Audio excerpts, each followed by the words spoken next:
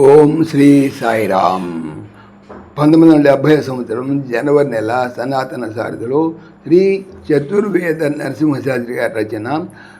వ్యాసము పేరు ఎవరు గురువు. దీని గురించి కొంత తెలుసుకుందాం. సాయిరామ్. ఈనాడు గురువు అనే శబ్దం తన గౌరవాన్ని పవిత్రతను కోల్పోతున్నది. ఎన్నో కారణాల వల్ల ఈ కాలంలో గురువు నిజంగా లఘు అయిపోతున్నాడు. ఇది చాలా శోచనీయమైన విషయం. శిష్యుల కృతజ్ఞతకు ఆరాధనకు పాత్రుడు కావాల్సిన గురువు నిరాదరణకు నిరసనకు గురి అవుతున్నాడు. ఇలా ఎందుకు జరుగుతున్నదని ఆలోచిస్తే ఒక విషయం స్పష్టమవుతున్నది. నేటి విద్యా ప్రణాళికలోనే లోపం ఉన్నది.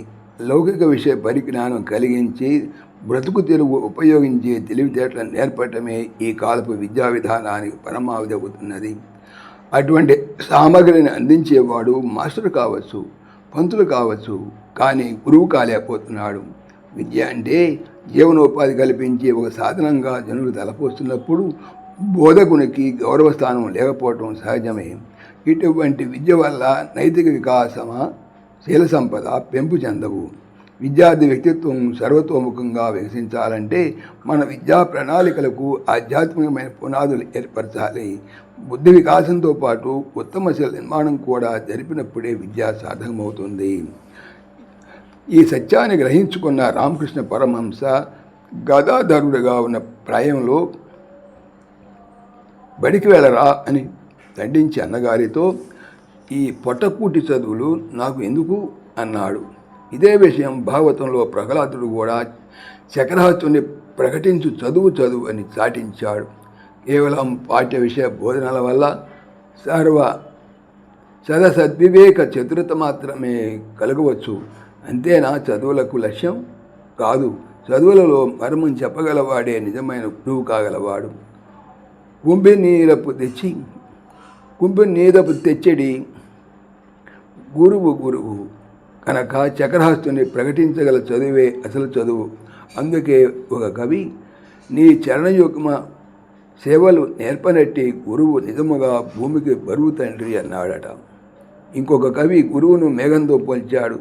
సముద్రంలో ఉన్న ఉప్పు నీటిని ఆవిరిగా ఆకర్షించి ఆ పైన అందరికీ హర్షం కలిగించే వర్ష రూపంలో అందించే మబ్బు వంటి వాడు గురువు. తలపులకు పలుపులకు అందని పరతత్వాన్ని మనసును రాబట్టేటట్టు వివరించగలవాడే గురువు. ఉగ్గుపాలతో రంగరించి పాటలుగా కథలుగా మంచి ఉత్తమ ధర్మాలు బోధించే మాత మానవునికి ప్రథమ గురువు. లౌకిక పారలౌకిక విషయ సమన్వయం చేసి శిశువును మానవునిగా తీర్చిదిద్దటంలో తన మాటలతో నడతలతో దారి చూపగల సీత ద్వితీయ గురువు. అహంకార మమకార బంధనము సడలిపోయే మార్గం చూసి మానవుని సాయిరామ్ అహంకార మమకార బంధములు సడలిపోయే మార్గం చూపి మానవుని మాధవునిగా నడిపించగల గురువే నిజమైన గురువు. జగదాధారుడైన పరమాత్ముడే సంకీర్ణ జీవన కురుక్షేత్ర రణరంగంలో సకల ధర్మసారమైన గీతాలాపన నిలయింపగల పరమ గురువు. ఈ సమిష్టి రూపం నేడు శ్రీ సత్యసాయినాథుని నయనములు వర్షించే ప్రేమధారలతో మనకు భౌతిక శరీరం ప్రసాదించిన మాతాపితలను, మనకు జ్ఞాన శరీరం అనుగ్రహించిన సద్గురు కరుణా మధురమకు ప్రశాంతిదాముని చల్లని వచనాల అమృత ధారల్లోనూ మనం గుర్తించుకోగలుగుతున్నాము. కనుకనే మాతపిత గురు దైవము మరియు అంతయు నీవే అని నిత్యము ఆ పావన పురుషునికి నీరాజనాలు సమర్పించుకుంటున్నాం. కృతజ్ఞతా భావంతో తలలు వంచి తమ అవతార ప్రకటన చేస్తూ స్వామి లోకాన్ని ప్రథమంగా చేసినటువంటి ఉపదేశం ఏమిటి? మానస భజరే గురుచరణం దుస్తర భవ సాగర తరణం అన్నారు.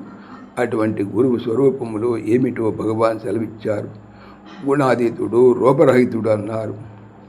గుప్తమైన తత్వమును రూఢిగా ప్రకటించగలవాడే గురువు అన్నారు. ఇంకో సందర్భంలో సాయిరాం సశేషం.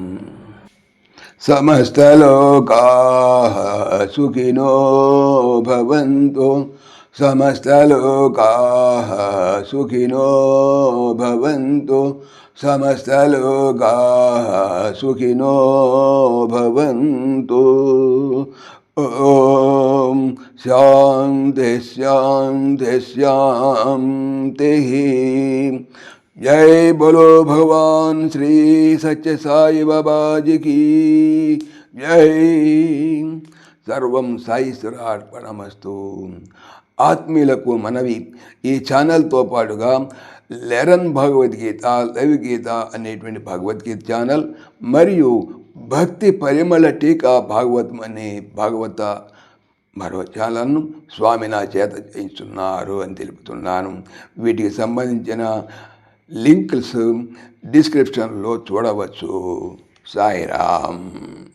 పవిత్రమైనటువంటి Bhagavatam. Bhagavatam stands in Bhagavatam చెప్పేది ఏమిటి? బాగా అవుతాము అనే